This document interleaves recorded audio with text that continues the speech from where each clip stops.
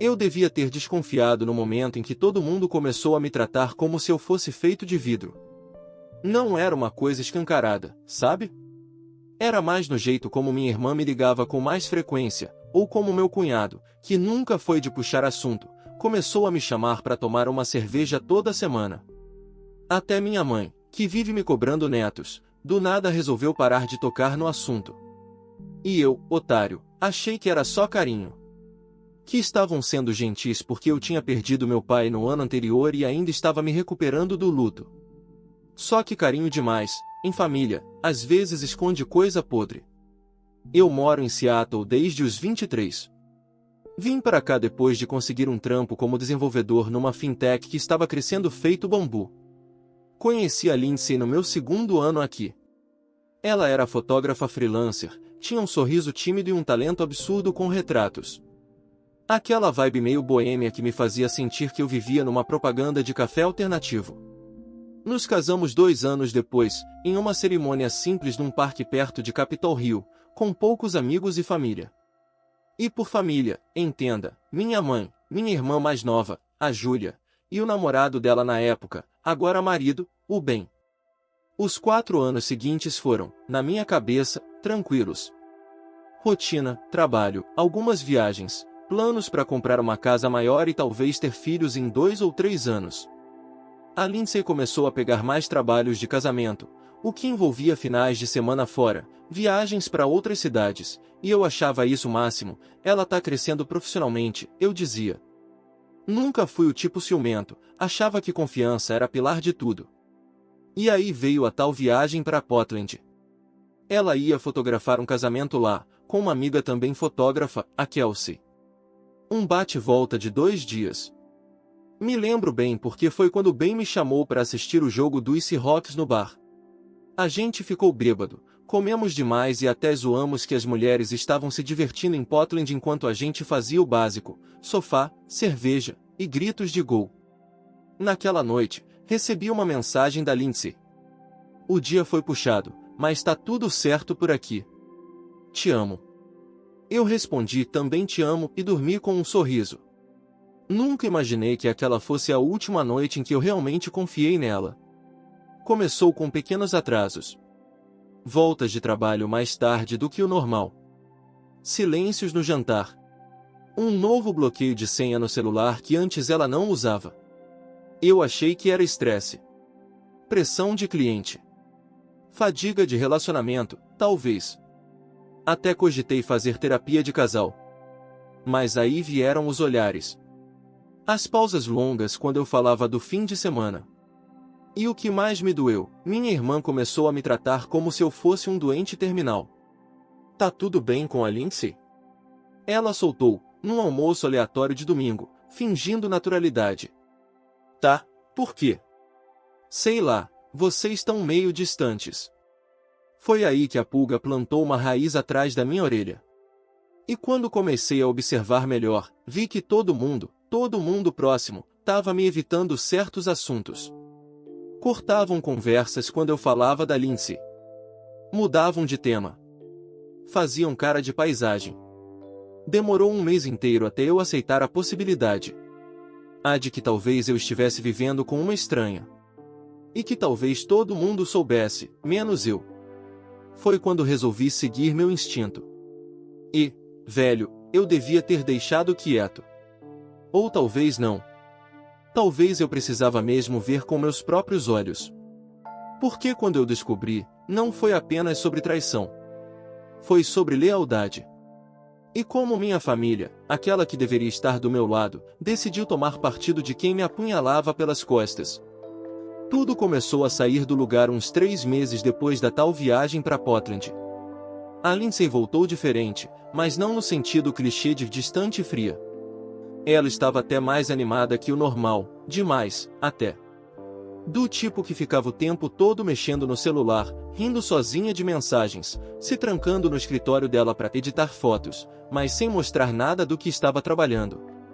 Quando eu perguntava, ela dizia que era trabalho chato de organização de catálogo. E aí começaram os eventos que, isoladamente, eu talvez nem teria notado. Mas juntos, viraram um quebra-cabeça bem nojento. Teve uma noite em que ela deixou o celular carregando na cozinha. Eu fui pegar um copo d'água e a tela acendeu com uma notificação do Instagram. Era um DM de alguém salvo como C com um emoji de foguinho. Só consegui ler o começo da mensagem. Ainda tô lembrando de como você. Antes que eu pudesse tocar no celular, ela apareceu do nada, quase como se tivesse sentido que eu estava perto do aparelho. Ah, esqueci meu telefone aqui, disse com um sorriso nervoso, e pegou o celular com a velocidade de quem tá apagando incêndio. Não sou o tipo paranoico, mas aquela noite eu dormi com um aperto no peito. No dia seguinte, fiz algo que nunca tinha feito antes, fucei. E claro, não achei nada. Tudo limpo. Histórico de navegador apagado. WhatsApp com poucos contatos. Instagram sem DM visível. Eu achei que tava ficando maluco. Contei pra minha irmã. Só pra desabafar. A Júlia me olhou com um misto de pena e desconforto. Você acha que ela tá te traindo? Não sei. Não quero pensar isso, mas ela tá esquisita. Olha, talvez você só esteja sensível. Desde que o papai morreu, você tem ficado mais ansioso. Isso me desmontou. Porque parte de mim queria acreditar que ela estava certa. Que era só minha cabeça pregando peças. Até que veio o dia do churrasco na casa do bem. A Lindsay alegou que tinha um baby chover para fotografar, mas o evento nem apareceu depois no portfólio dela. E durante o churrasco, entre uma cerveja e outra, eu ouvi algo que me fez travar. O bem, já meio alto, soltou. Cara, você é forte pra caramba. Se fosse comigo, eu tinha quebrado tudo. Como assim? Perguntei, confuso. Ah, nada. Tava lembrando de um negócio aleatório. Ignora. Ele tentou mudar de assunto, mas meu radar já estava apitando. Fui atrás. Comecei a reparar mais. Prestar atenção no que antes eu deixava passar. E aí veio a gota d'água, o cartão de memória. Um dia, enquanto ajudava a Lindsay a arrumar o estúdio, ela tinha deixado cair umas caixas com equipamento. Vi um cartão SD no chão, quase invisível. Ela nem percebeu que caiu. Levei para o meu quarto e coloquei no meu notebook mais tarde. Eu tremi quando abri a pasta de fotos. Não tinha nudez explícita, nada disso. Mas tinha uma sequência de selfies, fotos espontâneas, da Lindsay com um cara. Várias em cafés, outras na frente de um Airbnb. Em algumas ela estava com a mesma roupa do fim de semana em Portland. E o pior, uma foto dos dois se abraçando debaixo de um toldo, ela de olhos fechados, ele beijando o topo da cabeça dela. Foi como levar um soco seco no estômago. Salvei as imagens. Fechei o notebook. Sentei no sofá. E fiquei ali. Por horas. Em silêncio. Ouvindo só o som do meu próprio coração tentando entender quando foi que perdi o controle da minha própria vida. No dia seguinte, fui confrontar a Júlia. Precisava tirar a dúvida. Você sabia de alguma coisa da Lindsay? Perguntei, direto. Ela hesitou. E foi nesse vacilo que eu soube. Júlia, pelo amor de Deus. Só me diz a verdade. Ela tá me traindo. Ela baixou os olhos. Eu nunca quis me meter. Mas sim. Eu vi uma vez uma notificação no celular dela quando ela veio aqui. Era um cara. E ela apagou muito rápido. Eu não sabia o que fazer. Falei com a mamãe. A gente achou que talvez fosse uma fase. Que você ia perceber sozinho. Aquela frase ficou ecoando na minha cabeça. Que você ia perceber sozinho. E percebi. Só que tarde demais. A dor de saber que minha irmã e minha mãe sabiam, me corroeu mais do que a traição em si. Porque elas eram meu núcleo. Minha base. Me deixaram afundar em silêncio, fingindo que estavam sendo protetoras, quando na verdade estavam sendo cúmplices por omissão. Passei os dias seguintes no piloto automático. A Lindsay vinha, falava, me beijava na testa, e eu fingia que estava tudo bem. Mas por dentro, eu já estava bolando como eu ia reagir. Não dava mais para simplesmente confrontar.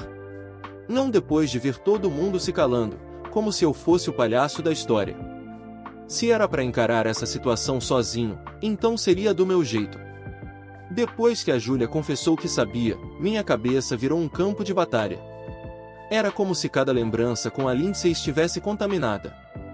Toda vez que eu pensava nela sorrindo, me abraçando ou dizendo te amo, minha mente jogava por cima a imagem do cara beijando a cabeça dela naquela maldita foto. Passei 2 dias tentando agir normalmente. Só observando. Esperando o momento certo. Na primeira noite, ela chegou animada dizendo que tinha fechado uma nova parceria com uma wedding planner famosa em Seattle. Falava como se fosse a mulher mais realizada do mundo. E eu, fingindo estar feliz, só respondia com sorrisos e que legal, amor. Me sentia sujo só de ouvir a voz dela. No segundo dia, ela esqueceu o celular em cima da cama quando foi tomar banho. Eu já sabia a senha nova. Não pergunte como, mas eu sabia. Talvez instinto. Talvez por ter visto ela digitar de relance. Ou talvez eu estivesse mesmo virando um detetive involuntário. Abri o Instagram. As demais estavam limpas. O WhatsApp também. Mas aí encontrei o Telegram. E ali, irmão, ali tava a podridão inteira. Mensagens com um tal de Chris, um fotógrafo de Portland que ela tinha conhecido no tal casamento. Começava com coisas leves. Amei nosso fim de semana. Você me faz sentir viva. Ainda ouço sua respiração quando fecho os olhos.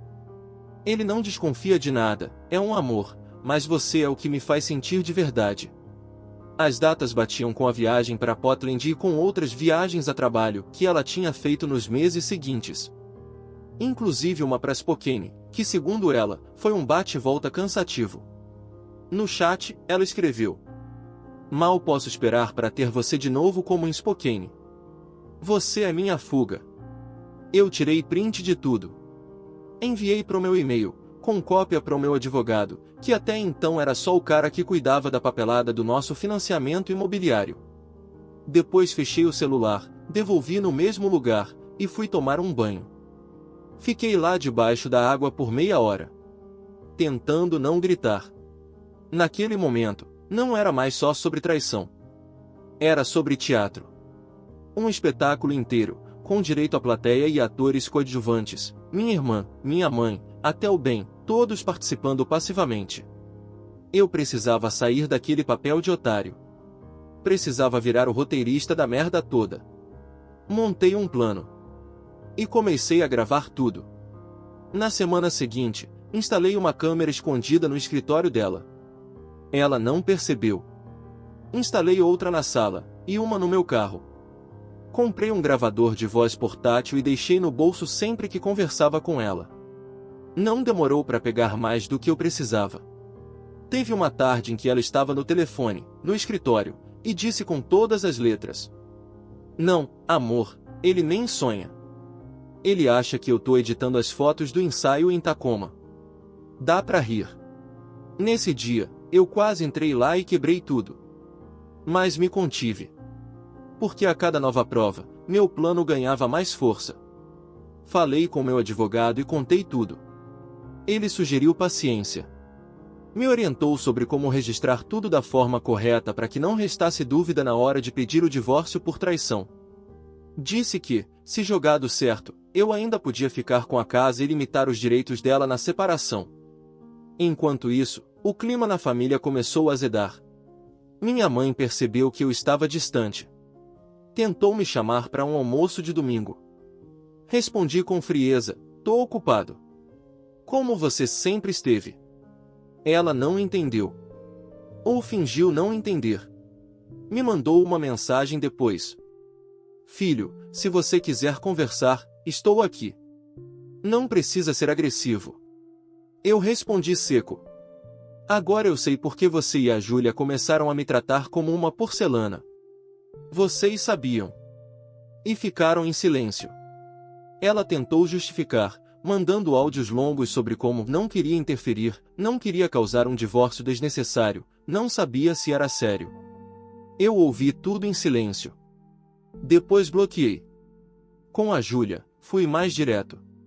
Chamei ela para conversar na cafeteria que a gente frequentava quando éramos adolescentes. Levei o celular com os prints. Coloquei em cima da mesa, sem dizer nada. Ela olhou, folheou os prints, ficou pálida. Você tinha razão, né? Ela disse quase sussurrando. Você podia ter me contado. Um aviso. Um toque. Qualquer coisa. Eu achei que ela ia parar. Eu achei que era só uma fase. E se fosse ao contrário? Se fosse eu traindo a Lindsay, você ia ficar calada.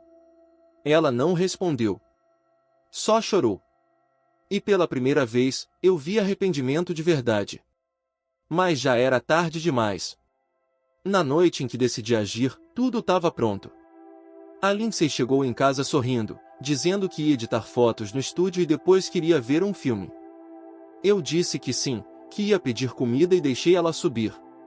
Enquanto isso, abri meu notebook. Preparei o e-mail com todos os prints, vídeos e áudios. Anexei tudo com datas e legendas. No corpo do e-mail, só escrevi: se você está lendo isso, parabéns.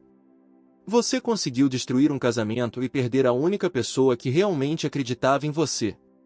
Boa sorte com o Chris. Cliquei em enviar. E no mesmo minuto, peguei minha mala, que já estava pronta no porta-malas do carro, e fui embora. Fiquei na casa de um amigo por uma semana. Deixei o advogado cuidar do resto. Ela me mandou dezenas de mensagens nos primeiros dias. Ligou, chorou, implorou. Depois veio o silêncio. Mas não acabou aí. Porque quando o círculo social dela descobriu, graças ao vazamento, sem querer, de algumas das provas em um grupo do WhatsApp onde estávamos juntos, ela perdeu contratos, seguidores e reputação. Um dos noivos cancelou um ensaio que ela faria. Outro postou nos stories: não trabalho com gente que vive de mentira. Eu não precisei sujar as mãos. Só deixei a verdade vazar. E a verdade fez o serviço sujo por mim. Uma semana depois de sair de casa, eu voltei. Mas não para reatar. Era só para buscar o resto das minhas coisas e entregar pessoalmente os documentos do divórcio, junto com uma carta que eu escrevi à mão. Eu queria que fosse pessoal. Queria olhar na cara dela e ver o efeito real da merda que ela fez. Ela estava em casa, de moletom, cabelo preso de qualquer jeito, sem maquiagem, e pela primeira vez em muito tempo, sem máscara. Quando me viu entrar, congelou. Você veio, ela disse, quase em um sussurro. Vim pegar o que é meu. E deixar o que é seu. Entreguei o envelope com os papéis. Ela segurou com as duas mãos, mas não abriu de imediato. Ficou ali, olhando para mim com uma cara que misturava medo, arrependimento e um traço ridículo de esperança. Por favor, me escuta só um minuto. Você teve meses para conversar comigo. Agora é tarde. Ela se aproximou um passo. Eu não sei por que fiz aquilo. Foi um momento. Foi impulso. Eu me sentia perdida, sufocada. E escolheu trair. Repetidamente. Com o mesmo cara. Enquanto fingia que nossa vida era perfeita. Você não estava perdida, Lindsay. Você estava confortável. Só que conforto demais te entediou. Ela começou a chorar. Não aquele choro de novela. Era feio, descontrolado. Do tipo que você vê quando a ficha realmente cai. E mesmo assim, eu não senti pena. Eu senti alívio. Você destruiu tudo por alguém que provavelmente nem vai durar mais um mês. Ela se encolheu. Mas era verdade. Porque no mesmo dia em que enviei os prints para ela, também mandei uma cópia pro tal do Chris. Consegui o e-mail dele fuçando os créditos de uma publicação no Instagram. O corpo da minha mensagem para ele foi simples. Só para você saber com quem está se metendo. Talvez ela esteja te dizendo que vai largar o marido. Talvez tenha dito que já largou. Só veja isso antes de fazer planos. Incluí alguns prints que mostravam ela me chamando de peso morto e obstáculo emocional. Nada além disso.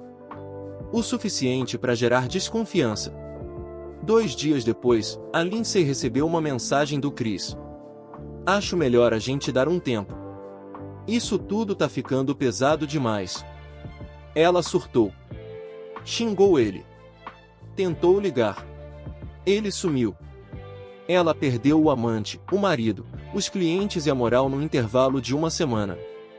E quanto mais ela tentava controlar a narrativa, mais tudo escapava pelos dedos. Alguns amigos dela tomaram partido, outros sumiram. Uma ex-cliente mandou mensagem para mim, dizendo que se sentia enganada por ter contratado um casal perfeito para fotografar o casamento dela. Eu respondi com um emoji de ombro. Nessa altura, eu já tinha me mudado para um apartamento novo em Queen Anne. Pequeno, mas com uma vista boa. Recomeço total. Reorganizei tudo, rotina, mobília, amizades. E aí veio o que eu nem esperava. A Lindsay tentou se aproximar da minha mãe. Queria que alguém da família convencesse a dar uma segunda chance. Mas minha mãe, que até então tinha ficado em cima do muro, me ligou e disse: "Você tem razão. A gente errou. E não vou apoiar quem fez isso com você."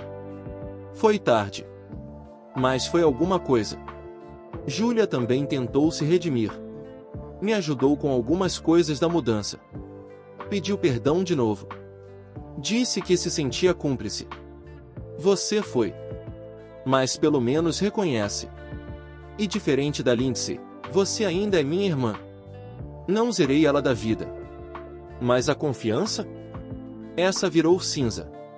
2 semanas depois, recebi uma mensagem da Lindsay. Só queria te dizer que me arrependo todos os dias. Perder você foi a pior coisa que me aconteceu. Não respondi. Postei uma foto no Instagram segurando uma cerveja com a legenda: "Sexta-feira de liberdade. Um brinde à verdade." Alguns amigos dela curtiram. Outros mandaram DM dizendo: "Você merece mais." Não era sobre vingança barata. Era sobre paz. Sobre mostrar que não importa o quanto alguém tente te esconder uma verdade, se você continuar prestando atenção, ela sempre aparece. E quando aparece, ela destrói não só quem traiu, mas também quem escolheu se calar. Faz 3 meses que tudo aconteceu. Parece pouco, mas eu envelheci uns 10 anos em maturidade emocional nesse tempo. O mais louco é que eu não sinto mais raiva. A verdade é que, depois de toda a tempestade, o que sobra é silêncio. E é nesse silêncio que a gente entende muita coisa. Como, por exemplo, que amor nenhum sobrevive sem respeito. Ou que lealdade não é estar do lado de alguém quando tudo está bem, é falar a verdade, mesmo que doa. Eu olhei para minha vida depois da queda e percebi que eu era só mais um cara tentando fazer tudo certo. Tentando ser bom marido, bom filho, bom irmão. E mesmo assim, fui traído. Não só pela Lindsay, mas por quem escolheu o conforto do silêncio em vez da honestidade comigo. E por mais que eu tenha conseguido me vingar, e sim, foi uma vingança limpa, calculada e até gostosa, o que mais me libertou não foi vê-la cair. Foi saber que eu me levantei. Hoje em dia, não vejo mais a Lindsay. Ela sumiu das redes, deixou de seguir todos os nossos amigos em comum. Ouvi dizer que voltou para Portland. Talvez para tentar recomeçar com outro nome, outra vida, outra mentira. Já eu? Tô aprendendo a gostar do meu próprio silêncio. Tô fazendo terapia. Cozinhando mais. Saindo com amigos de verdade. Me reconectando com minha irmã, com limites, claro. E, principalmente, tô voltando a confiar. Em mim. Nos meus instintos. Na ideia de que a verdade pode ser dolorosa, mas é sempre o melhor caminho. Porque no fim das contas, o que me destruiu não foi a traição em si. Foi o fato de que todo mundo achava que eu não aguentaria saber. Pois bem, eu soube. Aguentei. E transformei em combustível. Se você tá lendo isso e passou por algo parecido, deixa eu te dizer uma coisa. Você não é fraco por ter confiado. Eles é que foram covardes por mentir.